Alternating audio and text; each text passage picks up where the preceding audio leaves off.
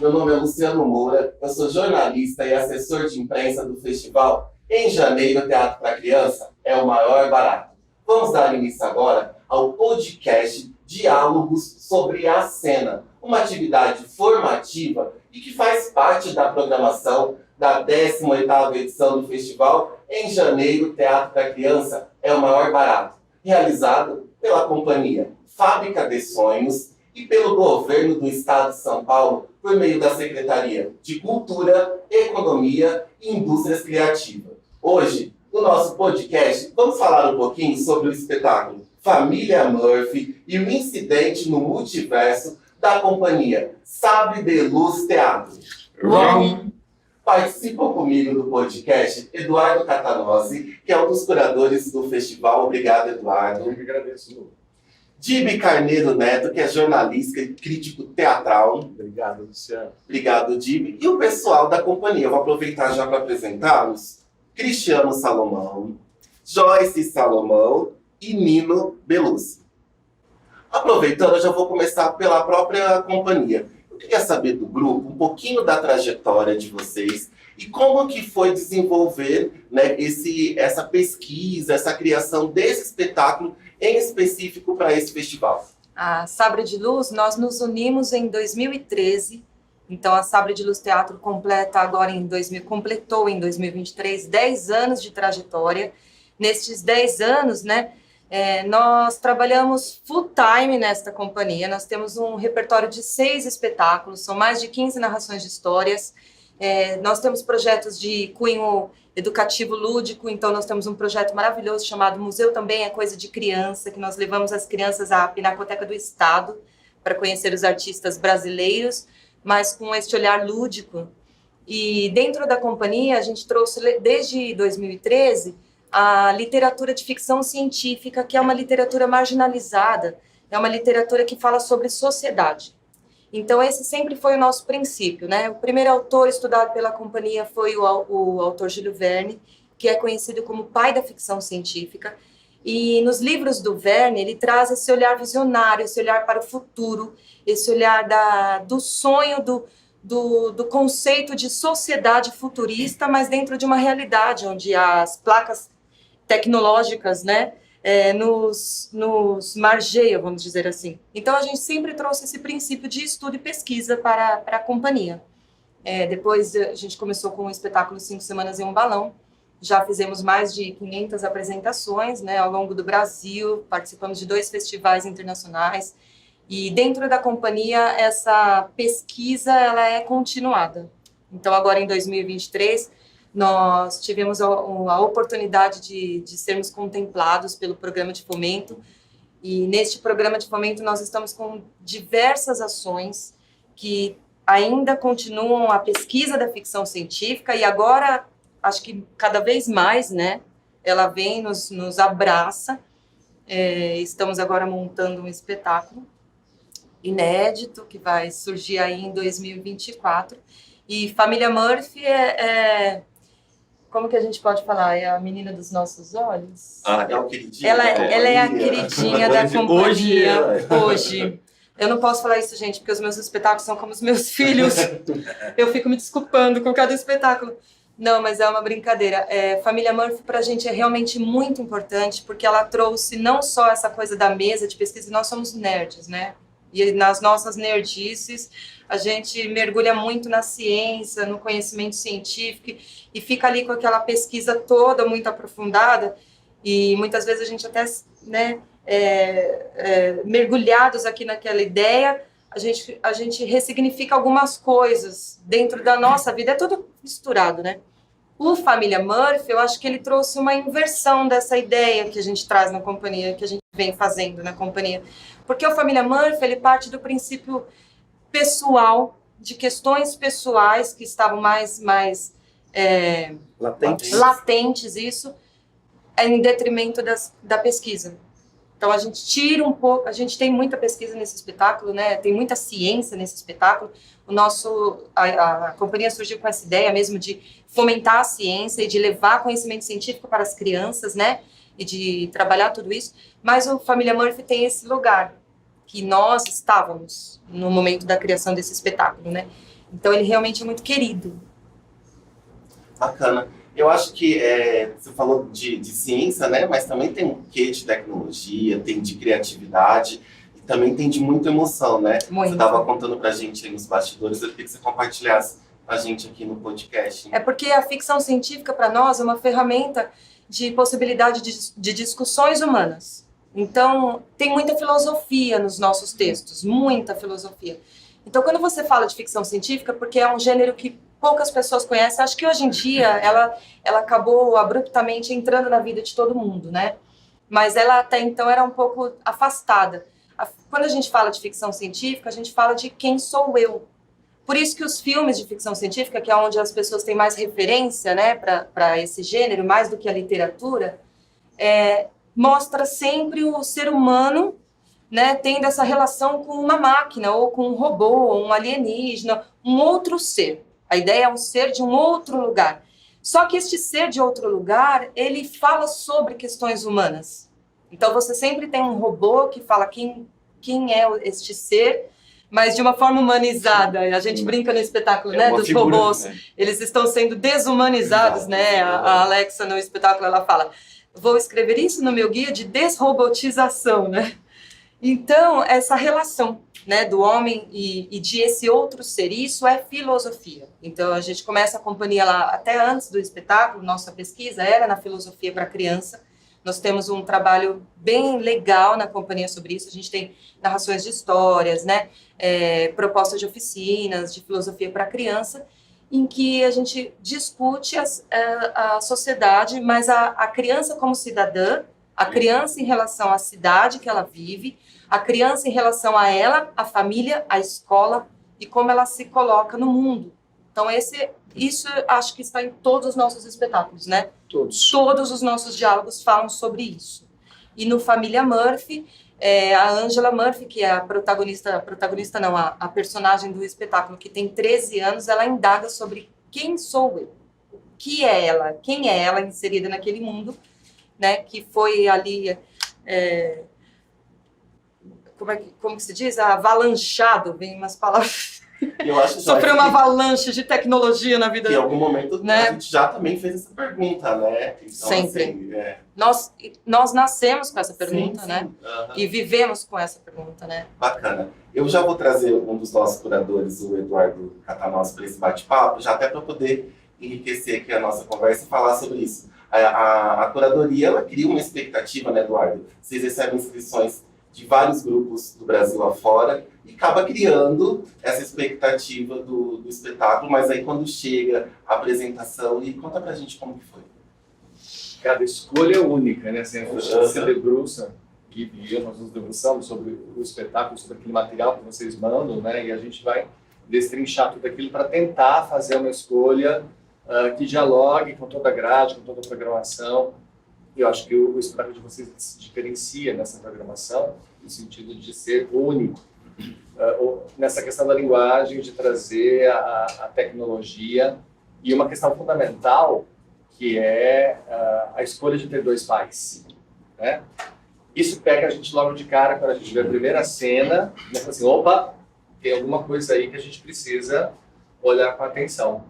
E ontem, conversando com uma mãe que saiu do espetáculo, disse que a filhinha dela, ficava perguntando o tempo inteiro, mas cadê a mamãe? Mas cadê a mamãe dela? Mas cadê a mamãe dela? Né? Ela falou, não tem mamãe, não tem mamãe. Assim, aí eu falei para a mãe, tem uma oportunidade de mostrar que existem outras formações de família. Com duas mães, com dois pais, né? Então isso é importante já mostrar esse universo para a criança. Então trazer essa discussão é muito bacana. Vocês poderiam ter feito um casal heteronormativo, né, tradicional, canônico, e teríamos um espetáculo também, mas acho que quando vocês colocam esse componente, vocês trazem para um outro universo que dentro da grade do espetáculo a gente acha que essa diversidade é legal, é bacana, né, trazer essa discussão também de relações para a criança poder discutir. E a gente percebeu também que havia uma série de elementos ali passíveis de serem discutidos no espetáculo, né? A questão do gato de Schrödinger, né, por exemplo, é toda uma teoria complexa que vai gerar toda a mecânica quântica da física, né? Eu não sou professor de física, mas eu trabalho num curso de física como professor de português do curso de física, então, assim, leio os trabalhos dos meus alunos, tem milhões de trabalhos sobre o experimento do gato de Schrödinger, né? E é muito bacana ver como vocês se apropriam dessa ciência para poder falar de relações humanas. Até ia chamar a atenção porque, assim, tão forte quanto a tecnologia são as relações humanas. Quando as personagens se perguntam, mas quem sou eu no universo? Eu estou em busca do quê? Né? Então você tem essa relação, né? Tecnologia, busca pessoal, busca particularizada, e uma série de elementos cênicos ali também que eu acho que merece né, brilhar os nossos olhos na filmagem que vocês mandaram. Em que sentido? Eles não são gratuitos, né? Porque às vezes você pode encher de parafernália um palco, colocar uma série de luzes, é uma luz extremamente hiperbólica, né? Assim, que tem muita coisa. Eu não me lembro se na filmagem tinha fumaça, me parece que não. Não, isso? não tinha. Não. Eu senti a fumaça como um elemento Sim, bem presente. adicional, né? Para ajudar a construir esse panorama visual, esse cenário. Né? A gente fala cenário, mas seria uma construção visual. E nada ali é gratuito. Né? Então você percebe que os símbolos que estão lá são extremamente fortes. Quando você fala dessa pesquisa científica, daí quando a gente começa a perceber, você puta, família Murphy, opa, Lady Murphy, tem alguma coisa aqui que eu preciso ler. Então, assim, mesmo que a criança ainda não esteja familiarizada com tudo isso, que é muito complexo, né, é coisa de tese, de doutorado, eu acho que vocês conseguem deixar isso de uma maneira muito palatável. E o que é mais legal é que vocês dialogam com a cultura popular também, ao trazer os filmes de multiverso. Parecia que eu estava vendo em todo lugar ao mesmo tempo para crianças. Ah, que legal, nossa, que legal. Você atingiu o coração aqui, viu? A gente é fãzão. Eu também. Isso estava nas nossas discussões muito. A gente estava finalizando o espetáculo quando saiu o filme. Aí foi a confirmação. A cultura pop é difícil de trabalhar, né? A gente estudou bastante sobre isso, porque assim, é essa dificuldade mesmo, né? Em que lugar você coloca uma cultura pop, né? Uhum. E aí isso para mim fez todo sentido, assim, conseguir falar sobre a cultura pop e conectar o público mesmo, né? Direto, sem perder toda essa pesquisa que a gente tem. Isso vou chamar de criança, mas é o que eu te falo, né? De todas as idades. Acho que desde essa criancinha que ficou questionando a presença da mãe no espetáculo, e é uma oportunidade de a mãe educar a criança, é uma oportunidade de os pais depois conversarem sobre essas teorias científicas, né? Aí, fuçando no material de vocês, descobri uma outra coisa, da questão do nome da personagem, que também não é, Isso. não é gratuito.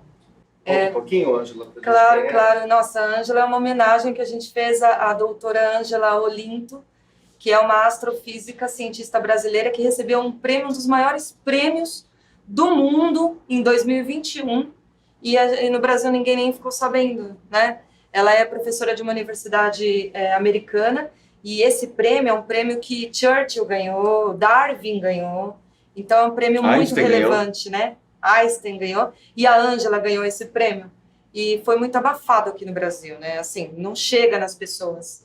Então nós fizemos essa homenagem, vou mandar isso para ela. A doutora Ângela, a gente quis trazer. E a outra coisa que você falou sobre o gato de Schrödinger, eu não sei falar Schrödinger, por isso que eu falo Schrödinger ainda. Eu tô treinando Schrödinger, vou treinar, gente. Eu Mas prometo. assim, tudo bem também, porque no meio acadêmico... Tem gente que fala Schrödinger, né? Eu percebi certo consenso para falar Schrödinger, mas... Mas o conceito, para mim, principal, quando a gente trouxe a questão do gato, é ele estar vivo ou morto, né? E aí, eu coloquei até lá no espetáculo, tem um momento lá do texto, que a Ângela, ela fala, né?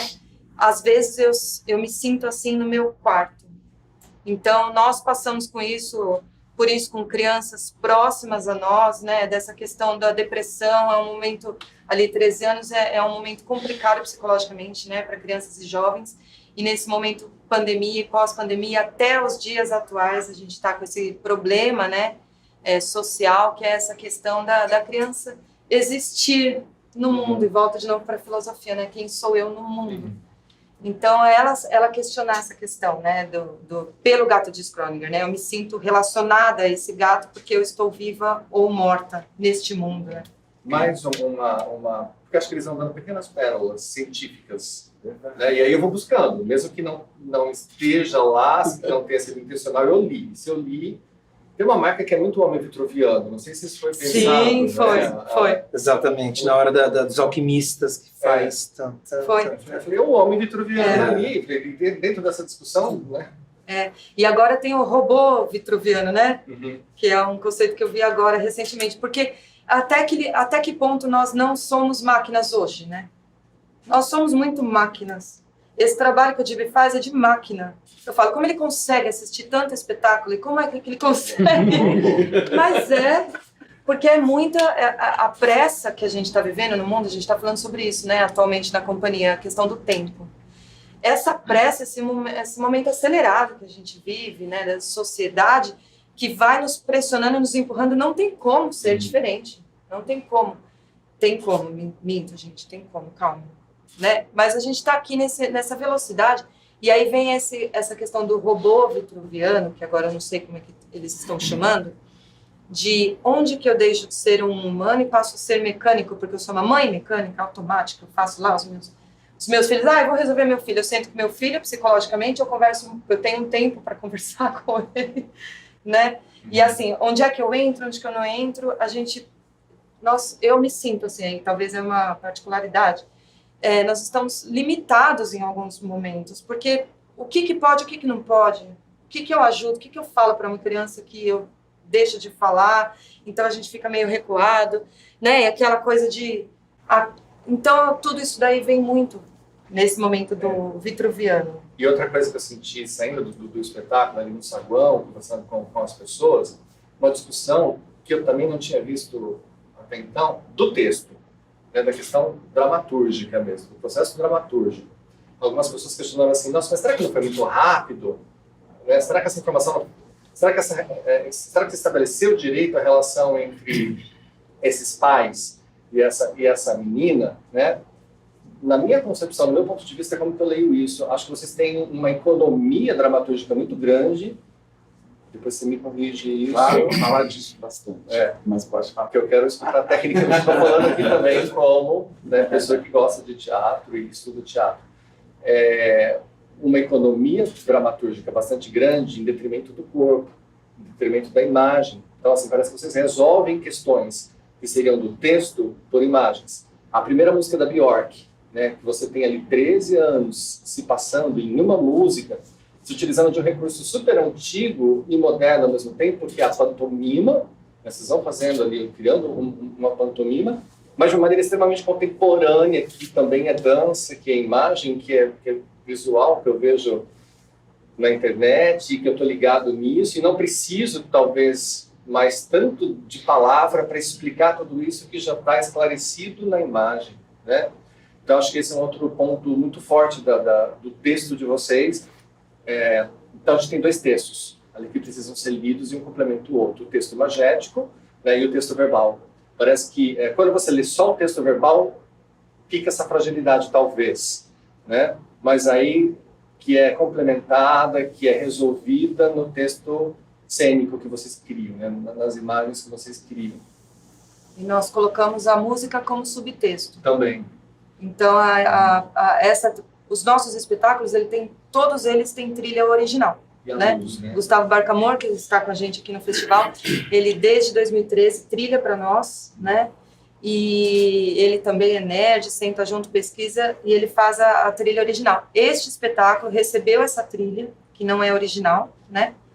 Por conta disso, ela é um subtexto do espetáculo o espetáculo solicitou essa trilha, né? E também deixa eu te falar da luz. Vocês brincam com a luz vira, né, o sabre de luz, né? Vira elemento cênico ali também, que é um outro componente muito forte, muito presente. Parece que a luz deixa de ser só... Bom, toda a luz para mim não é só iluminação, né? Assim, não é só iluminar a peça, mas é dialogar. E nessa peça acho muito forte. E você sabe que esse estudo surgiu para nós quando a gente foi estudar essa questão da tecnologia e do teatro. E a primeira tecnologia inserida no teatro foi a iluminação. Né? E quando veio a iluminação como componente tecnológico, muita gente disse não, né? Lá atrás, né? Naquele momento. E a gente começou a ler teses sobre isso, né? Essa iluminação tecnológica que para nós, né? Eu tenho 42 anos, eu nasci já com o teatro iluminado, né? A luz sempre fez parte para mim desse processo do teatro. Mesmo estudando é diferente quando você vê, né? No longo da história do teatro. Mas quando você participa ao vivo ali, né? E a gente trouxe essa discussão do que é a iluminação cênica nesse princípio. Ainda estamos dialogando muito sobre isso.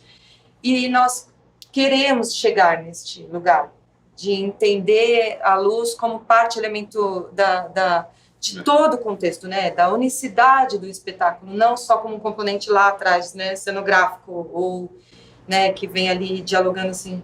Eu acho que essa questão do nosso trabalho ser artesanal, que a gente que faz tudo, a gente acaba fazendo, tentando, né? Essa foi a proposta da nossa cenografia para esse espetáculo, né? Trabalhar a cenografia ser luz e sombra, né? O que a gente não enxerga também é cenografia, né? Então, por isso, as máquinas de fumaça, né? Por isso, o neon, a tinta na roupa, né? Que é iluminado só com a luz negra. Então, assim, a gente quis trabalhar na cenografia com esse negócio do visto e o não visto, né? O iluminado e a sombra. Né? Porque todo mundo tem de escuridão e luz dentro de si. E era um risco, né? Porque podia cair numa parafernália sem sentido. Ai, mas nós somos é um povo que adora desafio, esse povo. Tem hora que a gente fala, a gente vai se enterrar. A gente arruma muita confusão pra gente. Mas eu acho que isso é gostoso também, faz parte, né? E aí é isso, essa luta, a tecnologia, a gente já Mas sempre foi, né? Sempre foi uma discussão nossa, assim. Desde o primeiro espetáculo que a gente trabalhou Júlio Verne, e trabalhou Júlio Verne em outros momentos, a gente sempre teve essa questão da tecnologia. Então, Júlio Verne, lá no começo, nos 5 Semanas em um Balão, tinha a tecnologia revisitada do século XIX. E esse Júlio Verne visionário. Então, a gente chegou nesse momento do cenário, né? Falar, o que a gente pode fazer agora? Porque é o mais diferente de todos. E foi pra gente, né? Falei, o que vai ser no nosso corpo? Né? Como é que a gente vai iluminar o nosso corpo? Ou então, até que ponto que a gente está colocando, né, nos robôs está virando só coisas? Ou como que a gente vai dialogar com esses elementos? Então, sempre tem esse cuidado. Até aqui dá para contar uma história. Aqui já virou purpurina, atrapalhou. Então tira, né? Nós tiramos coisas então, que a gente tira julgou maravilhosas. Coisas demais. Que estão lá, né? Não só nas discussões, né? As nossas discussões são muito filosóficas e ficam horas. A gente sempre falou assim, se a gente filmasse tudo isso, às vezes é tão horas e horas, e o que vai ficar, o que vai ficar. Então isso aconteceu também com a escolha de adereço, cenário, figurino, né, texto e tudo mais. Mas a gente foi refinando isso, assim, deixa isso conta. Isso conta história. Aquilo lá não tira esses 10 outros que não contam. E muita coisa ficou, né? Foi. Muitos elementos. Dib, eu já sei que você tá com um caderninho aí, já tá querendo... O caderninho do Dib, gente. Meus amigos artistas. Eu dou 1 milhão pra quem roubar esse caderninho. Olha, eu vou... Sim. Gente, é um caderninho por causa da idade, sabe? Eu não tinha esse caderninho antes, mas agora eu não consigo, eu não lembro mais, é muita coisa que eu vejo. Se eu não anoto, na hora de falar, eu vou querer citar uma coisa e não lembro. Já é difícil com o caderninho, mas vou engatar aqui na conversa com vocês. Prazer demais em encontrar vocês. Estou encantado assim, com perceber na conversa de vocês esse amadurecimento da companhia. 10 anos, né? Então, toda essa conversa, toda articulada, tudo isso que vocês contaram para a gente, para mim é muito bonito de ver, porque eu acompanhei momentos, né, desses 10 anos e ter isso num festival, essa conversa, proporciona isso para a gente, né? A gente trocar, saber como vocês estão, como é que passaram a pandemia, criando um espetáculo, isso faz parte da nossa vida toda, né? É isso que a gente faz. É muito, muito, muito agradável ter vocês aqui. Vocês escolheram aquilo que eu considero para o teatro o gênero mais difícil de fazer, que é a ficção científica.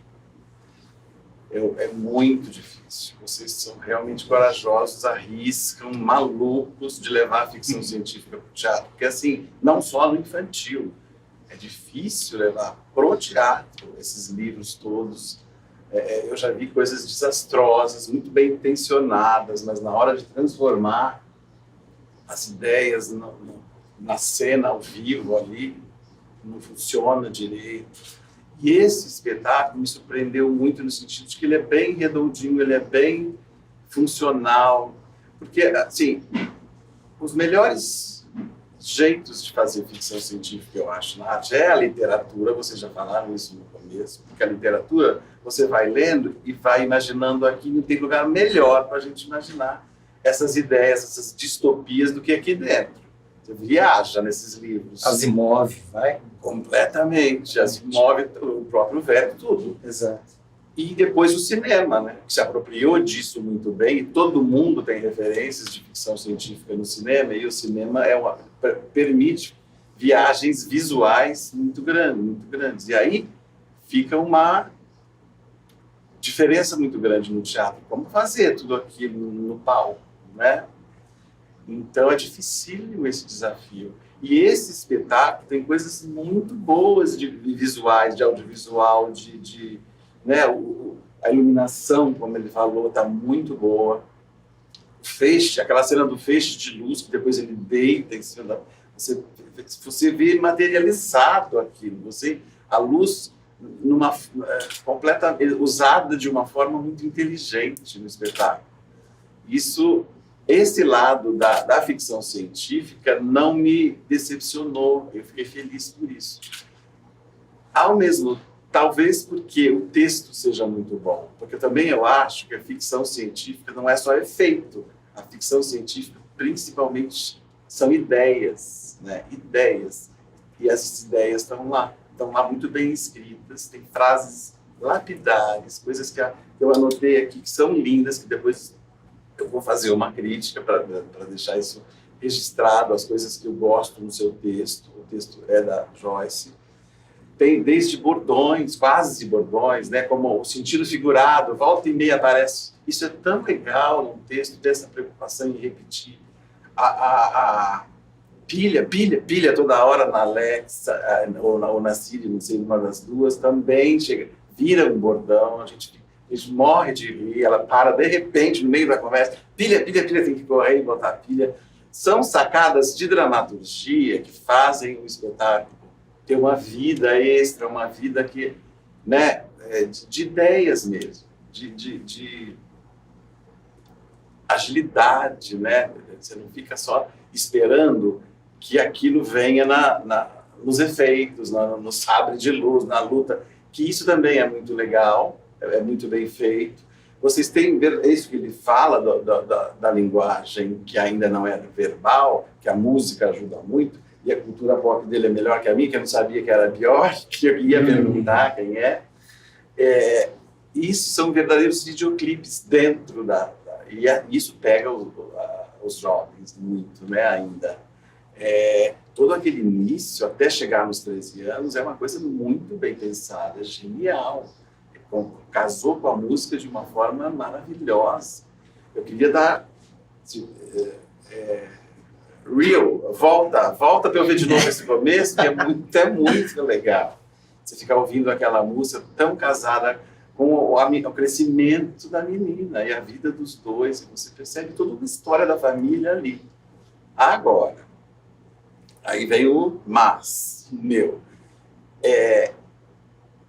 Aquele abraço final da filha nos dois pais é sensacional, mas para ele funcionar com mais emoção e a gente debulhar com aquele abraço, o conflito da menina precisava ser um pouco mais desenvolvido, na minha opinião. Isso que ele fala, que está tudo no não verbal, mas eu sinto falta. Então, a depressão dela no quarto, né, que você cita, ela fala, não sei se eu estou viva ou se eu estou morta, como o gato. O conflito dela de cadê minha mãe, a questão talvez ter alguma questão que seja muito feminina e que ela não consiga chegar nesses dois pais para falar, porque aí falta a mãe mesmo nesse momento. Um roteiro de filme faria isso muito bem, porque todo esse início mostraria ela na rotina dela com esses dois pais, para levar, para a gente entender o conflito dessa menina, quem eu sou nessa família, que ninguém entende na minha escola, que família é essa, ela é tão diferente. Aí aquele abraço no final a gente ia entender, entendeu? Ela passou por tudo aquilo, precisou ir para o multiverso para poder resolver uma questão simples, que é o amor, pelo entender a família dela. Isso, para mim, eu queria mais. Eu queria mais na peça. Entendo que tem a limitação de tempo, entendo que é teatro, entendo que não é um roteiro de filme, entendo tudo. Mas eu, como espectador, eu gosto demais dessa ideia de serem dois pais, da menina ter esse conflito. Vocês têm uma ideia maravilhosa. Parabéns por isso, porque é uma... E a forma, né, como todas as questões de ciência e citações, os nerds todos vão amar esse espetáculo sempre. As crianças que gostam de tudo isso vão se identificar, vão correr atrás dessas informações. Mas essa parte, pelo menos eu, Não, você está corretíssimo. Nós até criamos uma cena, que era a cena, na verdade, ela era a mãe ninja.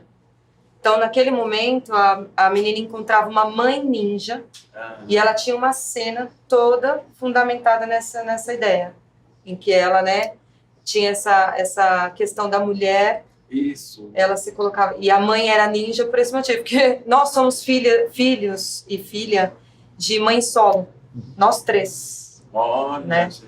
E a gente queria fazer uma homenagem a essa história que a gente entende muito bem, né? Como que ela é, e criamos essa cena da mãe ninja, a gente ensaiou essa cena e conversamos, né? Era uma relação dela com a mãe. Com a Existia mãe. esse momento. E esse buraco, esse vazio da mulher, né? No caso da Eram mãe, só as duas. da família. E depois ela concluía que não existe a família ideal. A família ideal é a que eu amo e a que me ama. Ela concluía depois disso. Infelizmente, essa cena não aconteceu como a gente queria, né? Sim. E... Foi decupando. Virou os Mas ninjas. ela não está na gaveta, porque é aquilo que a gente estava falando. A gente nunca para, nosso espetáculo nunca está pronto. Ele sempre... e nós discutimos essa cena até hoje. Né? A gente discute como a gente vai trazer isso para o espetáculo, como a gente vai trazer... Mas é isso, assim, aí a gente precisa colocar o espetáculo para rodar, né? Para andar, para viver, para ter essa troca. Mas você está corretíssimo. Verdade, ela existe, essa verdade, cena. eu acho que E é o ponto-chave do espetáculo. E veja só, pra gente é o ponto mais importante do espetáculo. E eu acho que por isso, que a gente já falou sobre isso, nós somos tão cabeção em algumas coisas que a gente não consegue, sabe, nadar e fluir na corrente por conta de questões que pra gente é muito importante. Então a gente, né, cria Tem tudo esse lá, lugar. tá tudo certinho, mas é esse equilíbrio que precisa um pouquinho mais entre esse conflito dela e todas aquelas coisas maravilhosas que vêm depois.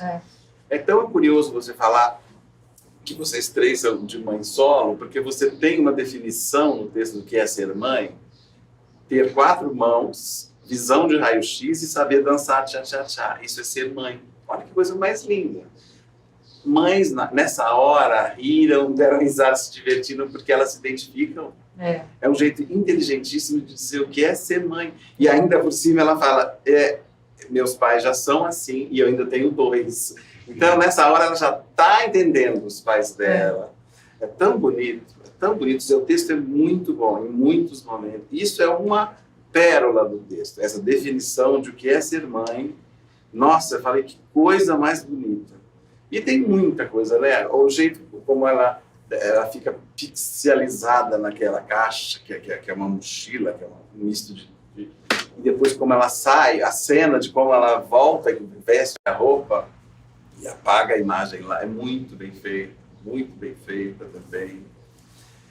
E esse grande achado de vocês, de que ela precisa achar um sentimento se ela quiser voltar para casa. Isso é sensacional. Essa é aquilo que a gente fala.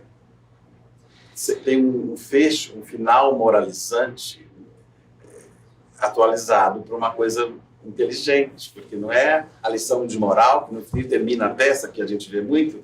Gente, temos que ter um sentimento para gostar dos nossos pais, que a gente vê muito no teatro. Não, você faz isso, mas de um jeito que é uma charada para as crianças, é uma aventura, é uma busca dela, e já está embutida ali a lição da peça para as crianças. Sensacional. Isso que é um bom texto, isso que é você não precisar ficar explicitamente ensinando as coisas para as crianças. Está lá, está na história. Por isso que eu acho um grande achado, uma ideia muito boa, muito boa. O crescimento da menina, né? Tudo muito bom. Só senti falta um pouco dessa dosagem do conflito inicial para o final ter um peso maior na hora do abraço. É a única coisa. Mas é muito, muito, muito legal. Parabéns. Fiquei muito feliz de ver tudo isso. Tudo isso tem a frase final: nenhuma realidade poderá me dizer a quem eu devo amar. Olha isso. Não importa em que multiverso você está, não importa, ninguém vem me dizer. E aí eu vou chorar, gente, porque eu choro em todo espetáculo, sou muito apaixonada por essa questão, né? Isso. Quando a gente trouxe essa questão dos pais, da família ideal, né? E os pais da Ângela, né? E a gente tratar desse tema, eu me emociono sempre. Sempre, eu me emociono no palco, nos ensaios, às vezes a gente lê, eu começo a chorar. Fico muito tocada mesmo, porque é o mundo que a gente vive, eu acho que E eu acho que essa questão também, né? O momento, tudo, né? A gente estava conversando antes, você assistiu uma peça, naquele momento influencia você de um jeito ou de outro. A gente foi montar uma peça que a gente escolheu falar sobre família, no momento que as nossas famílias estavam mais fragilizadas de todas, porque era pandemia, o auge da pandemia, sabe? Então, assim, né, nós crescemos, nos tornamos pais e vimos o que as nossas mães passaram sozinhas, né? Isso. Na verdade, eu acho que no fundo, a gente queria homenagear as nossas mães, mas era uma coisa tão imensa pra gente que a gente até não conseguiu, assim. Foi muito grande, né? A gente tem uma... Conseguiram, sim. Tenho certeza. Tá lá, tá tudo lá. Nesse momento da nossa montagem, das nossas pesquisas, a gente teve algumas perdas, né? A minha mãe faleceu, né? Bem no momento da pandemia, a irmã da Joy faleceu. Então, assim, a gente só fazia assim, família. E a gente se voltava, família. Então, assim, isso fez parte da nossa pesquisa no sentido de fortalecer mesmo. Não tinha outra palavra para dizer, no sentido de bola para frente. E vamos mergulhar. E o que a gente faz, né? Vai pegando aquela coisa, a nossa vida pulsante, cai para a cena, cai para a pesquisa. E eu acho que até, de certa forma, a gente ter usado muitos elementos muito nerds, que a gente se homenageou no sentido assim, tipo, vamos contar um pouco do que é a nossa criança? Vamos contar um pouco do que é a nossa... Foi né, um resgate, nosso, né? Vamos dizer um pouco do que a gente gosta, porque era tudo que a gente sentia falta. Falei assim, vamos brincar um pouco com isso, com essas referências. Então a gente, na ausência do que estava fora, agora não tem a mãe, não tem a irmã, a gente se voltava. E no se voltar, a gente falava, vamos então voltar para o que a gente tem. E aí veio a cena do Naruto. Então, nesse sentido...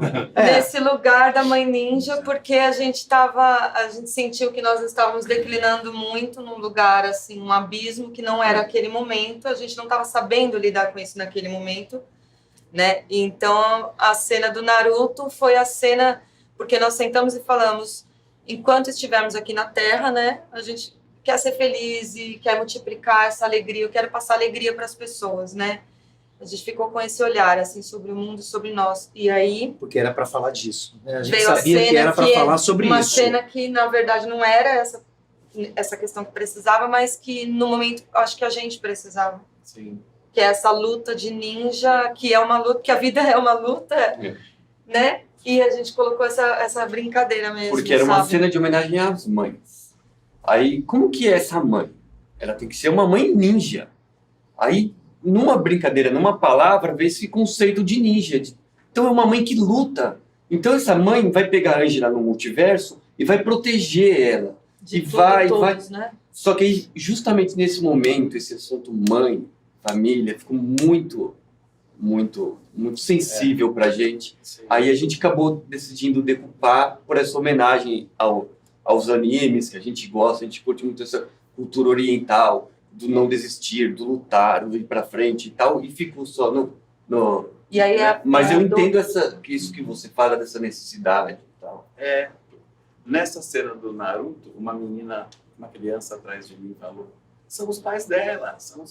Quer dizer, essa menina entendeu. Quer dizer, e a gente não tá tudo importa onde ela estivesse, de que forma, em que momento, os pais estavam sempre com ela. Eram sempre os pais ali. A menina entendeu com essa frase: são os pais dela.